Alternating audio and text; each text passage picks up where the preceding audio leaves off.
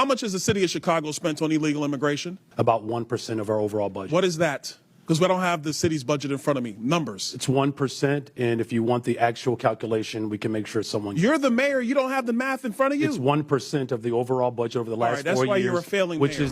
The big divide in the country right now seems to be how some of these cities operate. Byron Donalds, who just about a week ago announced he's going to run for Florida governor when DeSantis' term is up, he was pretty critical of some of the blue state mayors. Take a look.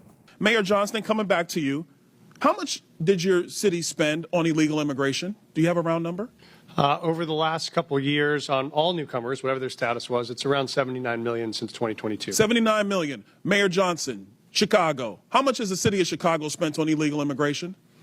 If you're referring to the 2022 up to 2024 of the buses coming from Texas, roughly the same percentage of the state of Texas, about 1% of our overall budget. What is that? Because we don't have the city's budget in front of me. Numbers. It's 1%, and if you want the actual calculation, we can make sure someone... You're the mayor. You don't have the math in front of you. It's 1% of the overall budget over the last 4 years. That's why you're a failing which mayor. is Mayor the same Adams, number that how was much did the sent from city of us New York from the actually state spend of on Texas. illegal immigration? Mayor Johnson, I already asked you. You don't have a hard number. And if you don't have a hard number, you're not running your city well. Mayor Adams, how much did the city of New York actually spend on illegal immigration? $6.9 billion of taxpayers' dollars. $6.9 billion of taxpayer money on a problem that was fostered on the American people. Mayor Wu, in the city of Boston, how much did you spend?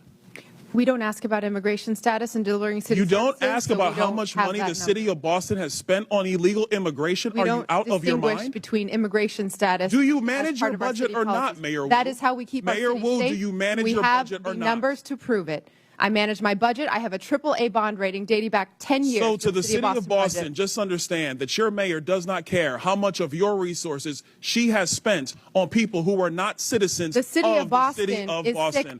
All right, so first off, golf clap to Byron right there, and that's why I'm a proud Floridian, even though he's not my congressman personally. The best part of that was when he's going to Mayor Johnson from Chicago, and he's like, it's 1%, but you'd have to figure out the calculation. It's like, dude, 1%? Okay, what's the number? What's the budget? Clay, I'm not a mathematician, but I probably could have figured it out on the fly.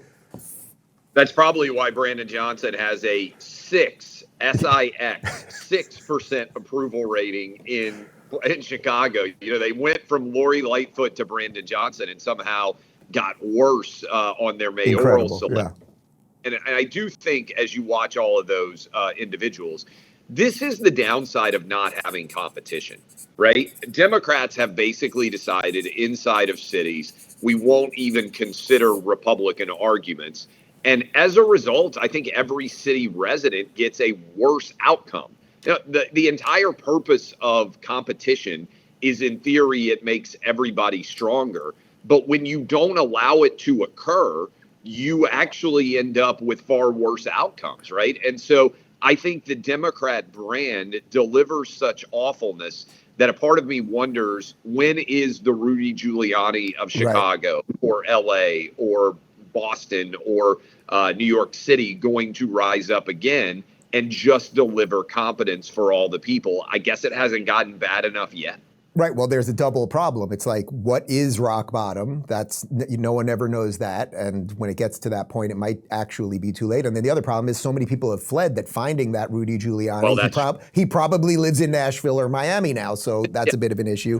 Could your unexplained health issue be the result of an invisible enemy? Fatigue, bloating, brain fog. What if parasites are to blame? I was exploring parasite cleanses when I discovered this eye-opening video from a trusted doctor. What are the main differences between ivermectin and fenbendazole? These are two anti-pathogens used to treat parasitic infections and other similar types of conditions. They are used quite often in the oncology world to treat cancer. They both have as anti-pathogenic abilities. Fascinating, isn't it?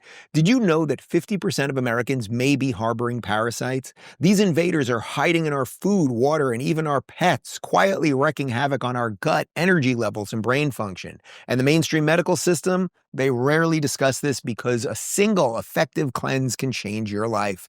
That's why the Wellness Company has developed a breakthrough solution, a potent combination of ivermectin and mebendazole. This Nobel Prize-winning formulation is now available as a parasite cleanse that targets these hidden invaders. With just a brief medical intake form, you can secure a 3-month supply and begin reclaiming your health. While countless parasite cleanses are circulating on social media, none meet the gold standard until now. Maha is officially here, and the Wellness Company is making these hard-to-get medications digitally accessible so you can live your best life.